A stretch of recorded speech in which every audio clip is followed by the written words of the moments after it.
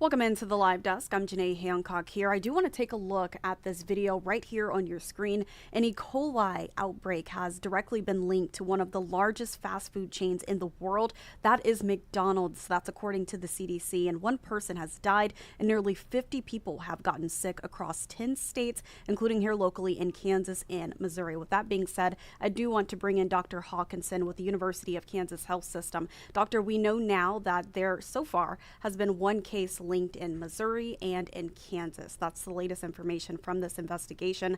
But this is so terrifying. If you think about how many people make their way to McDonald's every single day, every single week, tell us a little bit more about E. coli and just how serious this is.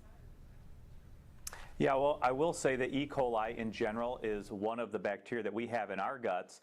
This particular type, E. coli 0157H7, is a particular type that is found in the GI or gastrointestinal tract of cows.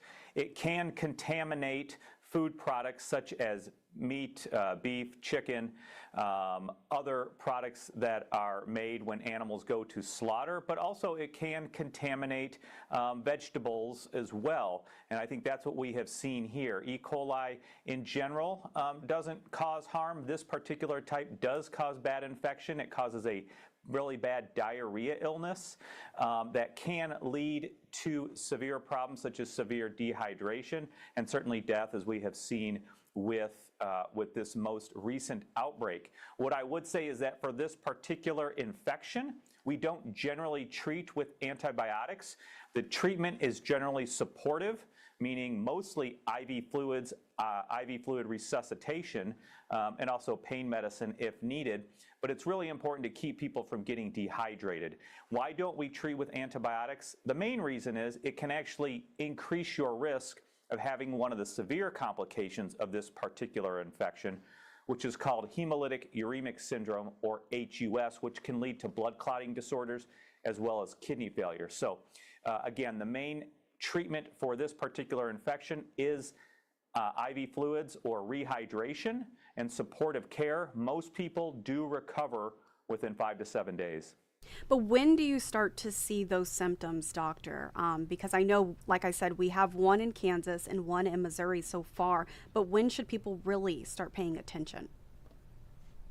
I think that's a great question. So mainly what the CDC is saying right now is it's typically 3 to 4 days after ingesting the meal or the contaminated food.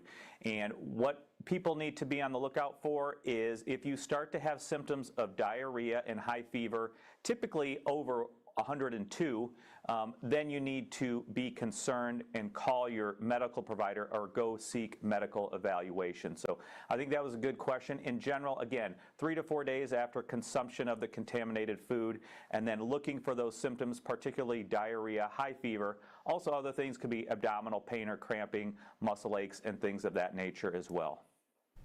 And Dr. Hawkinson, I know this report just came out late yesterday afternoon, but have you all seen a rise in maybe patients calling in or coming in to see you all just to make sure that they are safe and okay? I haven't particular here in the hospital. I'm doing rounds in the hospital. Currently, we haven't particularly seen that, but again, a lot of people are probably going to be calling their primary care providers or their pediatricians if their children come down with those symptoms. So it's hard to really say, but just being on the floors of the hospital, we haven't seen anything to cause worry or have a great uptick in those people with symptoms.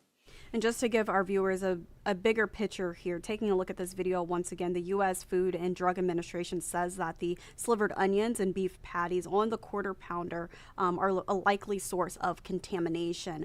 Doctor, I think my question for you is, should our viewers be concerned about going, or maybe just cautious about going to other fast food chains here locally?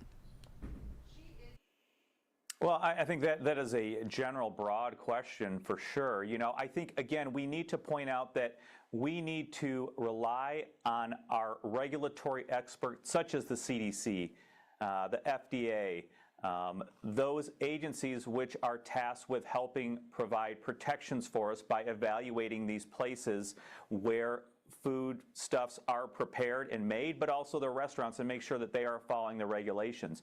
I think every person, I don't want to certainly cause fear or sow fear, but just be on the lookout and watch out for symptoms that may occur. Again, the biggest thing you can do is probably keep up with the news, up with the press releases.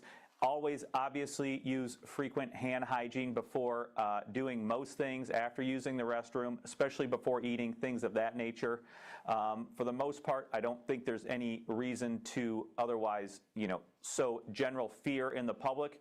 Just be aware of the current situation, and that information is out there, such as platforms like this, but also staying up with the CDC and FDA press releases as well.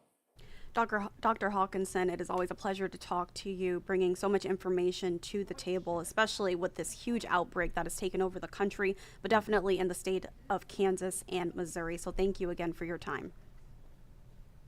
Thank you.